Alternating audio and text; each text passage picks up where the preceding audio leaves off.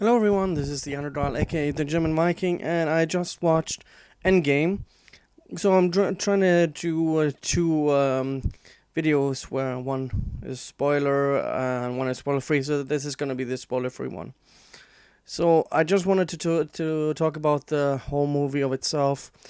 I think the second act of the movie is a little bit slow, but the entire movie kind of builds up from just after what Infinity War is, and then built forward from there. And so everything is kind of slowly building up towards the last act, which is, I would say, really spectacular. And I want to also go through each of the character. I think the directing here is awesome. I know a lot of people are gonna compare this to Infinity War. It is a little bit different because it's basically closing everything out from the previous movies. So it's gonna close out all of the storylines, all of basically a lot of fan service is what I would say this movie has. So everything basically comes to an end from starting with Iron Man 1 and then ending with this in Endgame. So when it comes to Robert Downey Jr., I think he really shines in this movie. I think he does a magnificent job as Tony Stark, with his conflicts within himself and doing what he has to do to basically finish what he started. And when it comes to Chris Evans, I mean, it's also a really great movie for Chris Evans. I also think he got to shine quite a lot. So because he's mostly in the movie along with Robert Downey Jr. So I have to give props to those two actors for basically carrying this movie as well. Mark Ruffalo had probably the most development or even dialogue in any of the movies. So and. So again, he had got to have more time than he usually has in any of the movies.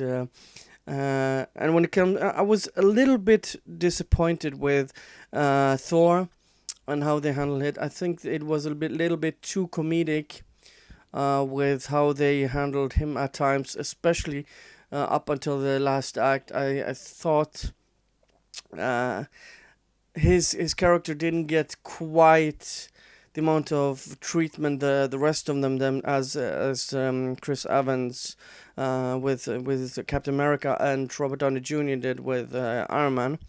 But still, I think in the end, the last act, he was awesome.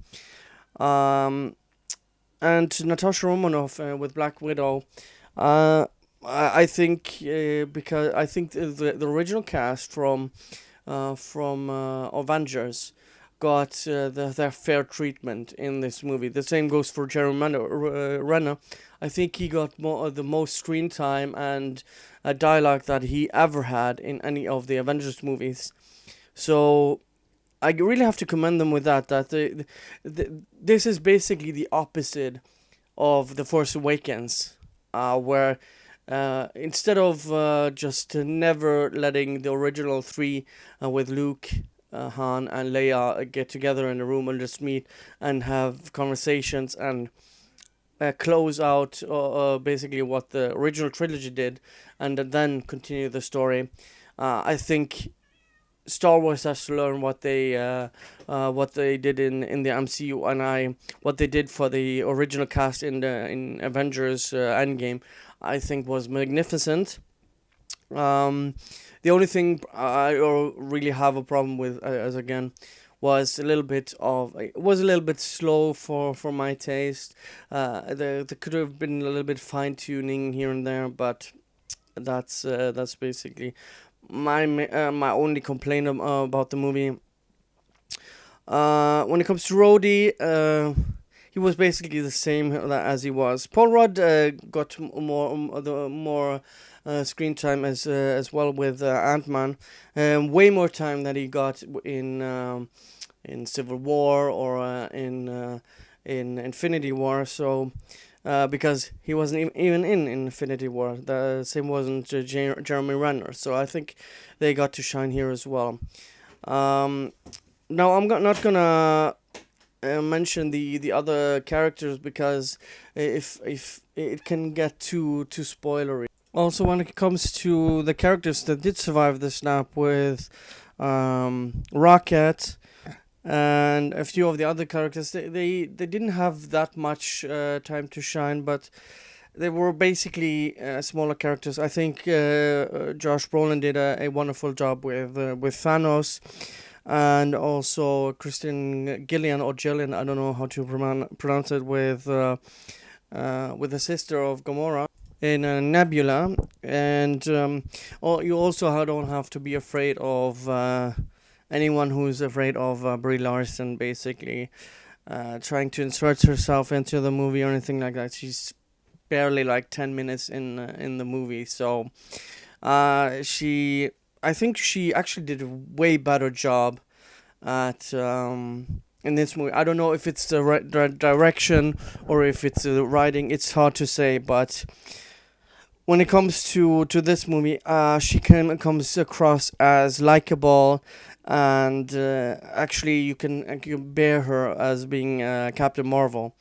So yeah, I think all in all, I think they did a decent job.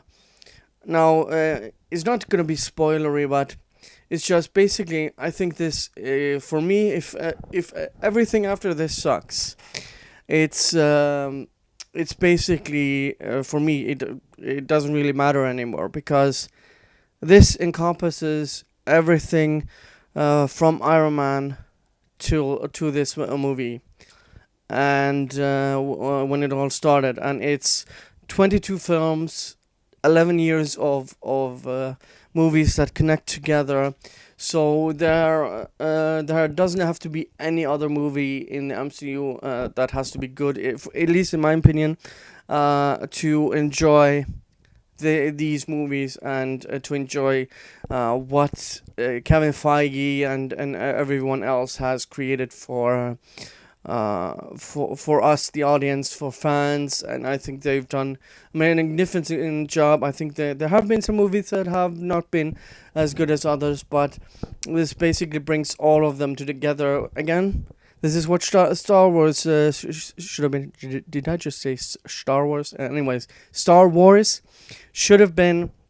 It's a worthy ending of the entire MCU, and I couldn't be happier with how the Russo brothers handled it. They did four magnificent movies in Winter Soldier, Civil War, Infinity War, and Endgame. So props to them. There was no politics. I could just enjoy the movie. Escapism at its finest. So I don't even know what I'm gonna rate it. Because it encompasses so many movies into one.